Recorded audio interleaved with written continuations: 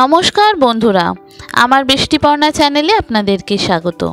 আজ আমি চলে এসেছি ঢ্যাঁড়সের একটা রেসিপি নিয়ে, ঢ্যাঁড়স তিলোত্তমা। এই রকমভাবে ঢ্যাঁড়স তিলোত্তমা একবার ট্রাই করে দেখতে পারেন। এক থালা ভাত কিন্তু নিমেষেই শেষ হয়ে যাবে। শুধু ভাত কেন, রুটির পরোটার সঙ্গেও কিন্তু খেতে পারেন।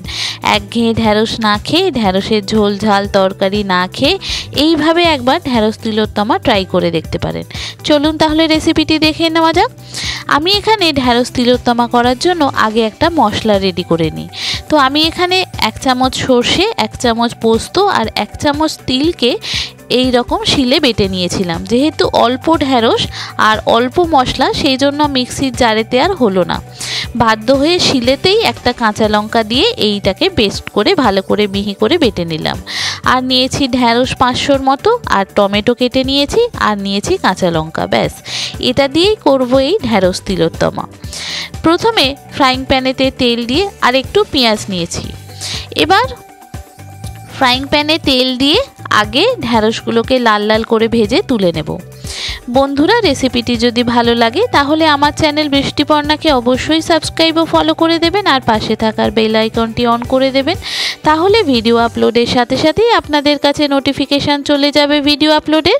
কেমন হলো রেসিপিটি অবশ্যই পুরো ভিডিওটি দেখে জানাবেন। যদি ভালো লাগে তাহলে একটা লাইক ও শেয়ার করে দেবেন। দেখুন, ঢাকা দিয়ে দিয়ে ঢ্যাঁড়সগুলোকে একদম লাল লাল করে ভেজে নিয়েছি। খুব ভালো করে যদি ঢ্যাঁড়স ভাজা হয়, অনেক সময় ঢ্যাঁড়সের যে হড়হড় ব্যাপারটা করে সেটা চলে যায়। তো সেই কারণেই ঢ্যাঁড়সকে দেখুন ঢাকা দিয়ে দিয়ে খুব ভালো করে লাল লাল করে ভেজে নিয়েছি। নিয়ে এটা তুলে রেখে দেব। এবার ওই তেলেতেই আমি প্রথমে একটু কালো জিরে ফোড়ন দেব, তারপরে পেঁয়াজ আর টমেটোটা ভালো করে ভেজে নেব। এই পেঁয়াজ আর টমেটোটা একটু ভালো করে নেড়ে চেড়ে ভালো করে ভাজলে কি হবে, অনেকটা কমে যাবে। আর একটু সামান্য নুন দিয়ে দিতে পারেন, তাহলে পেঁয়াজ আর টমেটোটা কিন্তু তাড়াতাড়ি নরম হয়ে যাবে। এবার আমি এখানে পরিমাণ মতো নুন আর একটু হলুদ দিয়েছিলাম সামান্য চিনি, আর দিয়েছি একটু গরম মশলার গুঁড়ো, সামান্য পরিমাণ মতো স্বাদ মতো নুন, পরিমাণ মতো হলুদ, সামান্য চিনি, একটু গরম মশলার গুঁড়ো, আর দিয়েছি একটু লঙ্কার গুঁড়ো। দিয়ে মশলাটাকে পেঁয়াজ আর টমেটোর সঙ্গে খুব ভালো করে কষিয়ে নেব। পেঁয়াজ আর টমেটোর সঙ্গে খুব ভালো করে কষানো হয়ে গেলে তারপরে আমি যে তিল, পোস্ত আর সর্ষেটা বেটে রাখলাম, সেই মশলাটা এই মশলার সঙ্গে খুব ভালো করে কষিয়ে নেব। প্রয়োজন পড়লে এখানে জল দিয়ে দিয়ে কষাতে পারেন, তাহলে কিন্তু কষানোটাও খুব ভালো হয় আর মশলা থেকে তেলটাও তাড়াতাড়ি ছেড়ে যায়। এইটা দেখুন খুব ভালো করে কষানো হয়ে গেছে। এবার আমি এখানে পরিমাণ মতো অল্প সামান্য জল দিয়ে কষিয়ে নেব। বন্ধুরা, রেসিপিটি যদি ভালো লাগে তাহলে আমার চ্যানেল বৃষ্টিপর্ণাকে অবশ্যই সাবস্ক্রাইব ও ফলো করে দেবেন, আর পাশে থাকার বেল আইকনটি অন করে দেবেন। তাহলে ভিডিও আপলোডের সাথে সাথেই আপনাদের কাছে নোটিফিকেশান চলে যাবে ভিডিও আপলোডের। কেমন হলো রেসিপিটি অবশ্যই পুরো ভিডিওটি দেখে জানাবেন। যদি ভালো লাগে তাহলে একটা লাইক ও শেয়ার করে দেবেন। দেখুন, মশলার বাটি ধোয়া জলটা দিয়ে দিয়ে ভালো করে কষিয়ে নিয়েছিলাম। কষানোটা কিন্তু আমার খুব সুন্দর হয়ে গেছে, খুব সুন্দর একটা গন্ধ বেরোচ্ছে, আর মশলা থেকে তেলটাও কিন্তু ছেড়ে যাচ্ছে। এবার যে ঢ্যাঁড়সটা ভেজে রেখেছিলাম সেই ঢ্যাঁড়সটা এখানে দিয়ে দেব, মশলার সঙ্গে একটু মাখিয়ে নেব। দেখুন, মশলার চারিদিক থেকে দেখুন তেলটা কিন্তু ছেড়ে যাচ্ছে, তার মানে মশলা কষানোটা রেডি। এবার যে ঢ্যাঁড়সটা ভেজে রাখলাম ঢ্যাঁড়সটা এর মধ্যে দিয়ে দেব, দিয়ে খুব ভালো করে একটু নাড়াচাড়া করে নেব। নিয়ে খুব ভালো করে কষিয়ে নেওয়ার পর তারপরে পরিমাণ মতো জল দিয়ে দেব, এটা সিদ্ধ হওয়ার জন্য। যে সমস্ত বন্ধুরা আমার ভিডিওটি দেখছেন অথচ আমার চ্যানেল বৃষ্টিপর্ণাকে সাবস্ক্রাইব ও ফলো করেননি, তাদেরকে অনুরোধ করব আমার চ্যানেল বৃষ্টিপর্ণাকে সাবস্ক্রাইব ও ফলো করে দেওয়ার জন্য। তাহলে ভিডিও আপলোডের সাথে সাথেই আপনাদের কাছে নোটিফিকেশান চলে যাবে ভিডিও আপলোডের।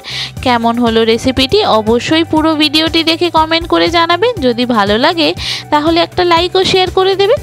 এবার দেখুন, জল দিয়ে দেওয়ার পর এটা একটু সিদ্ধ হতে থাকবে। আর পরিমাণ যদি লাগে নুন আমাকে এখানে একটু দিতে লাগবে, নুনটা ঝালটা একটু টেস্ট করে নেব। আর এটা একদম মাখো মাখো হবে, মানে ঢ্যাঁড়সের গায়েতে মশলাটা একদম মাখা মাখা হবে। তারপরে এটা নামিয়ে ফেলবো। অসম্ভব সুন্দর স্বাদ হয়েছিল। এক থালা ভাত কিন্তু আপনার এই ঢ্যাঁড়স তিলোত্তমা দিয়েই খাওয়া হয়ে যাবে, এত সুন্দর স্বাদ হয়। মজাদার এই ঢ্যাঁড়সের রেসিপি পুরো ভিডিওটি দেখে আমাকে জানাবেন কেমন লাগলো। যদি ভালো লাগে একটা লাইক ও শেয়ার করে দেবেন। যদি ইউটিউব থেকে দেখেন সাবস্ক্রাইব করে দেবেন, আর যদি ফেসবুক ইনস্টাগ্রাম থেকে দেখেন তাহলে ফলো করে দেবেন। আমি এখানে ঝালের জন্য 3-4টে কাঁচা লঙ্কা দিয়ে দিয়েছিলাম, গোটা গোটা কাঁচা লঙ্কা।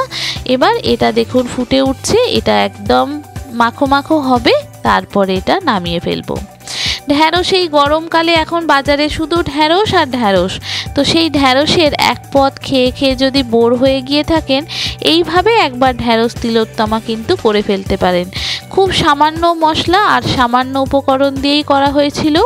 নুন, হলুদ, লঙ্কার গুঁড়ো আর একটু গরম মশলার গুঁড়ো দিয়েছিলাম, আর দিয়েছিলাম সর্ষে, পোস্ত আর তিলের একটা পেস্ট। ব্যাস, এই মশলা সামান্য তেল দিয়ে করা, একবার খেলে মনে হবে যেন বারবার এইভাবেই খাই।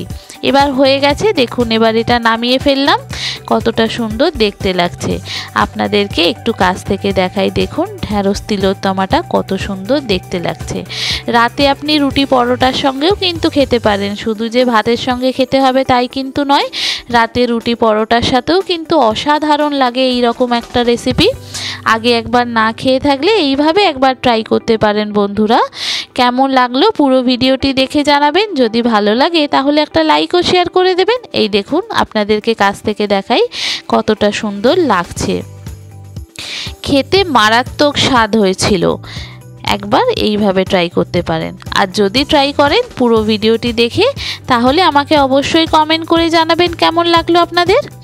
সবাই ভালো থাকবেন, সুস্থ থাকবেন, সাবধানে থাকবেন। দেখা হবে পরের ভিডিওতে। আজকের মতো এখানেই টাটা। থ্যাংক ইউ বন্ধুরা।